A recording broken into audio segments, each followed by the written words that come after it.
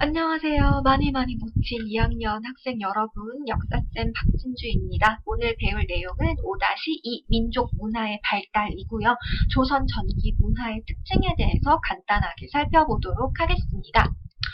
자, 먼저 대표적인 게 훈민정음이 되겠죠. 세종이 집현전 학자들과 연구해가지고 28자의 표음 문자를 창제해서 반포를 했어요. 표음 문자라는 것은 이제 그 소리를 표현한 문자를 표음 문자라고 부르죠.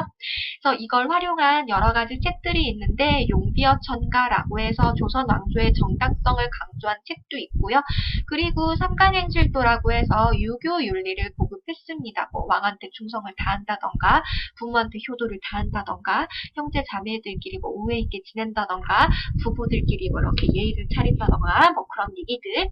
그 다음에 그 이제 불교랑 관련된 불서, 농학과 관련된 농서, 병사랑 관련된 병서 이런 게 이제 다 한문으로 적혀져 있었잖아요. 이거를 번역하거나 한글로 번역하거나 편찬을 했습니다.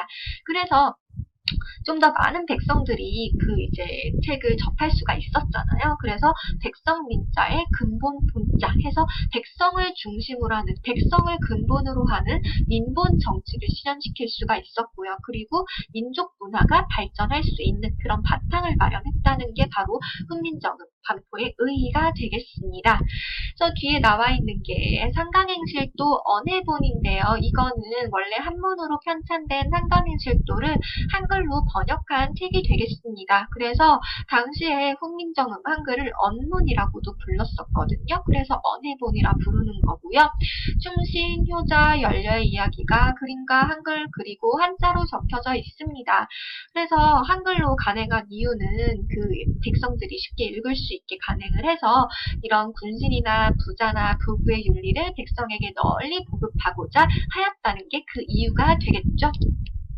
편찬 사업이 굉장히 활발했어요. 책을 많이 편찬을 했었고 지도도 많이 편찬을 했었는데 특히 법전 중에 대표적인 게 경국대전이 있어요. 언제 편찬을 했다? 세조 때 편찬을 시작해서 성종 때 완성을 한 대표적인 법전이 되겠습니다. 그리고 을에서 유교 질서 확립을 목적으로 해서 여러 가지 뭐 제사를 지내는 거나 아니면 여러 가지 행사를 이제 그 진행을 할 때 여러 그 순서 같은 거를 정리해 놓은 게 바로 을에서가 되겠고요. 역사서 중에 대표적인 게 이제 조선왕조실록이 되겠습니다. 150쪽 밑에 자세한 내용이 나와 있는데요. 태조부터 철종까지 그 역사를 연, 월, 일 순서에 따라서 기록한 역사서예요.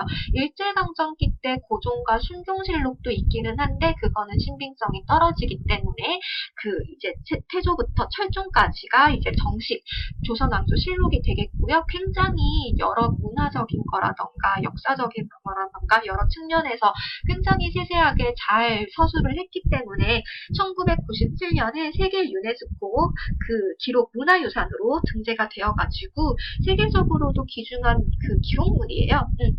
굉장히 대단하죠? 지도와 지리서 보겠습니다. 지도는 말 그대로 지도고요. 지리서는 그 지역의 특징을 적어놓은 책을 지리서라고 부릅니다. 그래서 대표적인 거 혼일강리 역대국도 지도는 태종 때 편찬한 세계 지도인데요. 보면은 조선이랑 중국이랑 뭐 일본이랑 뭐 서남아시아랑 유럽이랑 쭉쭉쭉 있는데 당시에는 이제 중국을 굉장히 4대 정책으로 떠받들었잖아요. 그러니까 중국이 가운데 있고 굉장히 크고 조선도 이제 옆에다가 잘 표현을 했고요. 일본은 굉장히 조그맣게 표현이 되어 있네요. 천문과 역법이 발전했습니다. 천문은 그 하늘을 살펴보는 학문을 천문이라 부르고요.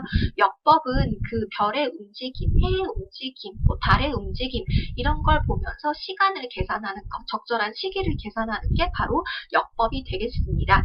그래서 이 과학기술이 굉장히 이때 많이 발달을 했었는데 국력을 키우기 위해서 또는 이제 백성들의 생활, 민생을 안정시키기 위해서 국가가 적극적으로 노력했습니다. 그래서 별자리를 나타낸 지도인 천상열차 분야 지도도 있고 그 다음에 서울을 중심으로 해서 숫자를 계산하는 칠성산이라는 책도 만들어졌고요. 그리고 천체 관측 기구랑 시계도 만들어졌는데 대표적으로 여러분들이 많이 봤던 시계가 있죠.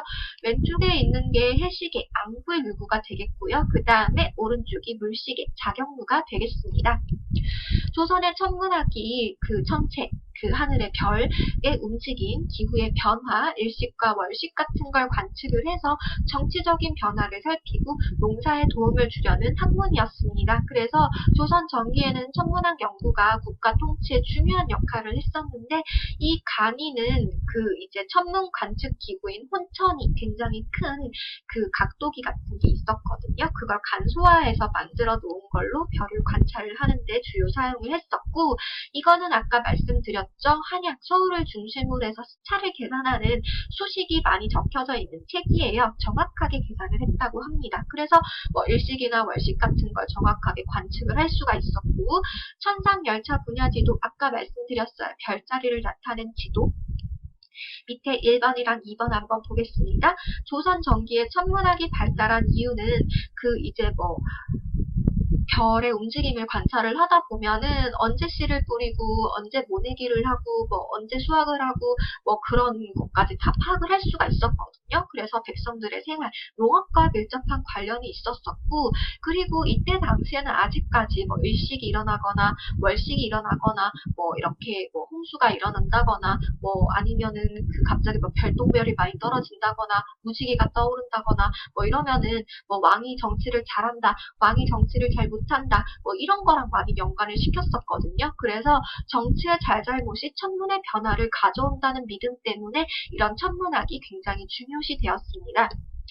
그리고 이번 문제 한번 볼까요? 하늘을 알면 농사가 보인다라는 말의 의미를 설명해 보자라고 하는데 이 하늘 자체가 그 천문학을 의미하잖아요. 그래서 이 농사 자체가 일조량 해가 얼마나 내비치는지 그 다음에 강수량 비가 얼마나 내리는지 이런 자연 조건의 영향을 많이 받는다는 뜻이에요. 그래서 천문학이 많이 발달을 하면 할수록 농사 짓는 데도 많이 영향을 끼치겠죠.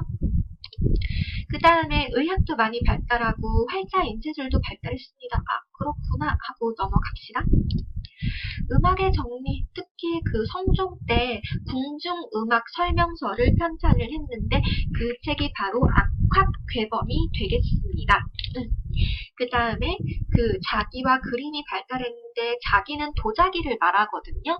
분청사기라고 해서 좀 이제 회색깔이 섞인 청색 자기를 분청사기라고 불렀고 하얀 색깔 도자기를 백자라고 부르겠죠. 이거를 많이 이제 즐겨서 사용했었고 그 다음에 그림 중에서는 몽유도원도가 있어요.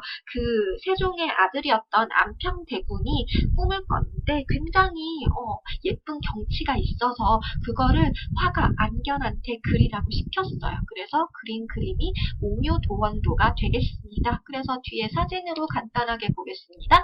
이게 바로 분청사기고요. 이거는 백자고 이게 바로 몽유도원도가 되겠습니다.